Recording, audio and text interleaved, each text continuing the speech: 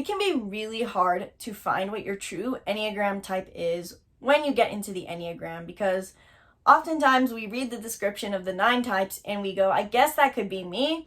But the thing is, there are 3 different instinctual subtypes within each Enneagram type. And basically that makes it so there's 3 different kinds of types within each of the 9 types.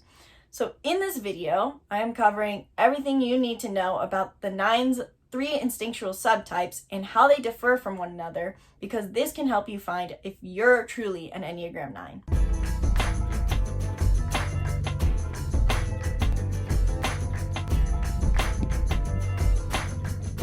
Welcome back to the Be the Hero channel. My name's Isabelle and I help you understand who you are using personality typing and astrology, because I was the person who really lacked a sense of self and often felt lost on their life direction. And then I discovered the Enneagram, mindfulness, Myers-Briggs, and my astrology, and for the first time in my life, who I was made sense and I had a sense of direction on who I could be. So now I'm here to teach you about these systems so you can understand them and yourself a little bit better. It's been a hot minute since I've talked about the Enneagram, because recently I've been on a streak of talking about astrology, since there's so many different astrological aspects to be covered, but I love both astrology and Enneagram equally, and I've seen a lot of people recently talking about the different subtypes, and it's come up a lot recently in just talking with other people, because as you're trying to find your type, it can be really hard to know what you are, because some people, and it's very common to mistype. And the reason I found for this is because there are 3 different instinctual subtypes within each Enneagram type. So there are 3 different kinds of ways you could be interacting with the world, and this could make you appear like a different number entirely based off the subtype you have. For example, I know that I, as a primarily SX Enneagram 9, I saw myself as more of an Enneagram 4 because my desire to connect with people seemed like a desire for importance. If you do not know what the subtypes are, I'm about to break them down all in this video. But before I dive into that, hit the link in the description below to get the free Enneagram cheat sheets and precision personality hacker, where you can understand what your Enneagram is and avoid mistyping right now. So link is in the description below for that. Grab that and come back to this video. The Enneagram 9 is known as the peacemaker. They sit at the top of the Enneagram, and the reason for this is because they can see a little bit of themselves in all the other Enneagram types. The core fear that the Enneagram 9 has is fear of abandonment based off of conflict. Their core desire is to achieve harmony and inner peace. This is because in childhood, they were taught that I have to be peaceful and easygoing and not rock the boat in order to be secure and safe. So these people take on a friendly, easygoing, and sociable yet independent personality in order to attain that desire and avoid their core fear, which in the end for all of us is abandonment. The Enneagram 9 is someone, unlike the 7, who is the center of attention. They are someone who is very friendly and welcome and part of the group, but will easily go on their own path if they see need be. I am an Enneagram 9 myself, and I can easily see this behavior within myself, and I feel that I understand this personality pretty well, considering this is mine. The Enneagram 9, however, can have many different appearances. Oftentimes, the 9 is stereotyped for being lazy because their core desire for harmony. Oftentimes, I know a lot of Enneagram 9s, including myself, get tired of seeing all the memes about, oh, Enneagram 9s are couch potatoes who have no motivation and they just want to binge TV and eat Ben & Jerry's. This is not necessarily true about the Enneagram 9. And this is also because there are 3 subtypes of the 9. What are the instinctual subtypes? These instinctual subtypes represent the 3 core survival instincts we can work to attain, as I understand. There's social, self-preserving, and sexual. So what that means is within your Enneagram type, you have a core desire. For the 9, it's harmony. And there are 3 different ways that you could see achieving that or attaining that. Some people, for each and every number, see that having a one-on-one partner, sexual, is the best way to preserve their core desire. They think they need a partner in order to maintain their survival. Some people think they need a tribe. So there's the social subtype who believes that they need to be a part of a community and have a place within the tribe in order to attain security. Then there's people who are self-preserving, who believe the best way to maintain safety and security and to maintain their survival is to be independent and focus on their resources. So there's resources, connection, and community. And those are the three things that we could be driven by. And granted, we all have all three of these desires within us, but we have a primary one, and this can be more of a subcategory that shows our behavior.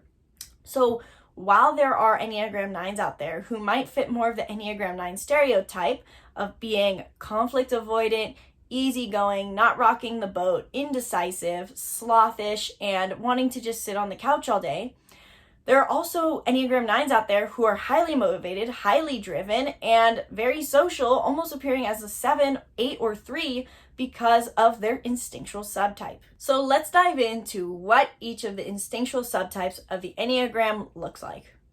First, let's talk about the sexual 9, which is all about one-on-one connection. This is my primary subtype, and one thing I want to note is that I have noticed that we do have a primary subtype that we focus on the most. However, we can always float between the three depending on where we are at in life and what we feel, what programs get triggered to focus on. So as an example, I am primarily an SX9, which means that I seek harmony and inner peace by merging with another person. This is the most appearingly codependent of the 9s. However, at the same time, I can get triggered at times if I have bad relationships to move towards the social 9, which is to build more community and to focus more on my goals and dreams. But I'll get to that later. The sexual 9 focuses on attaining harmony through one-on-one connection. And like I said, this is the subtype most likely to appear or think that they are an Enneagram 4, and they're the most likely to appear codependent with their partner. The SX9 can kind of play out a bit of a victim mentality in their head, but don't take this hardly, Enneagram 9s, because everyone plays out some victim mentalities at some point or another, which Gabby and Robin talk about even more here at Be the Hero. The SX9 is someone who sees themselves potentially as waiting for their savior. As the Enneagram 9 believes that they must not rock the boat, the SX9 specifically grows up with the belief that they must repress who they are at all costs, but one day they're going to find the one connection and they will be saved from having to live out of alignment with themselves. They think that one day they're just going to meet the right person and everything will be harmonious again. And while we certainly know that having connection is important in society, and we know that there is definitely a better person out there for us, the SX9 takes this to an extreme degree where they believe that the other person will be their savior rather than themselves being their savior. So the primary problem for the SX9, like all 9 subtypes, is there's a lack of sense of self. They try to find a sense of self by merging with people who have a stronger sense of self and shifting their own desires to match their own. Now, it sounds like I'm just making the SX9 sound bad, but keep in mind, it's actually very similar to, I talk about the moon sign a lot in astrology. And our moon sign is both something that can limit us and keep us stuck in patterns, but it's also something that we need fulfilled. So the same applies for each of the instinctual subtypes, specifically talking about the Enneagram 9, that's an SX subtype. You might have a tendency to avoid a sense of self. And yes, you might merge with other people. You might seek codependency and want to be around a partner constantly to the point where you have no individual desires. And you feel deeply unsettled if you have no one you're connecting with. But at the same time, you need this connection. Again, we need to fulfill our Enneagram type's core desire in the end. We just want to make sure we're doing so from a healed space. So the SX Enneagram 9 finds the most fulfilling amount of harmony through connecting with another person. They love being able to go on one-on-one coffee dates. They want to spend time with just one person. The SX9 feels less comfortable when they are in a group and they feel that they're oftentimes overlooked. They much prefer to connect with one person and spend time with one person who they can just share themselves fully with and be reciprocated that as well. They want someone who has thoughts to share, feelings to share. The SX9 highly values one-on-one partnership. It's just important that the SX9 doesn't fall into this trap of believing that finding the right person will save them. The SX9 has a lot of what I like to think of as Libra tendencies, where they need to realize that connection is a good thing and you can connect with anyone.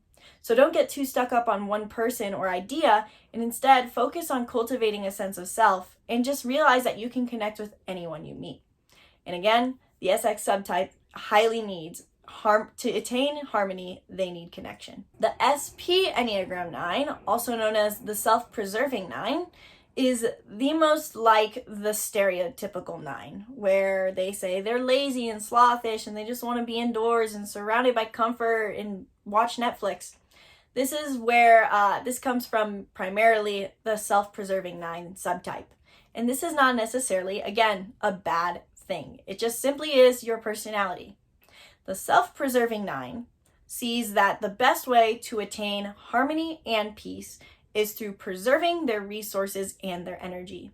So this is the kind of person that is the most introverted of the 9 subtypes and can appear more like the Enneagram 5, who is all about acquiring and holding their own resources. The Enneagram 9 SP subtype is someone who prefers to stay in comfort of their home.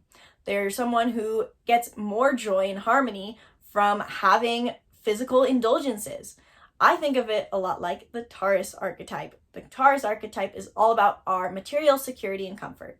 And so the SP9 is someone who would much rather stay at home and focus on baking good food, keeping themselves in comfort, getting their tasks done, more importantly, the non-essential tasks, in order to maintain a sense of harmony. I personally believe that people who have a SP subtype also tend to being an Enneagram 9 wing 1, because there's this desire for systems in their life. There's this desire for stability, and they get extremely fulfilled by having this in their lives. So the SP9 is someone who appears extremely down to earth and is definitely not as much of the loud, friendly stereotype that you might commonly see with the Enneagram 9. They're much more methodical, practical, and quiet. These are the most reserved of the Enneagram 9 subtypes, and you can find these people often at home, staying away from groups. More similar to the SX9 in the sense that they would rather be around less people, but the SX9 needs the connection, whereas the SP9 could spend time alone. Again, not the type to surround themselves by a group of friends or to try to seek out connections. The SP Enneagram 9 seeks harmony through material comfort. One last side note about the SP9 I found is that these are often the kinds of people, especially in childhood, who tend to hoard little knickknacks because they find comfort through material things. So in childhood, if you're an Enneagram 9 and you are the kind of kid who loved to collect rocks or collect objects or have a ton of stuffed animals, were comforted by material comforts, you are most likely the Enneagram 9 SP subtype. And finally, we have the social 9.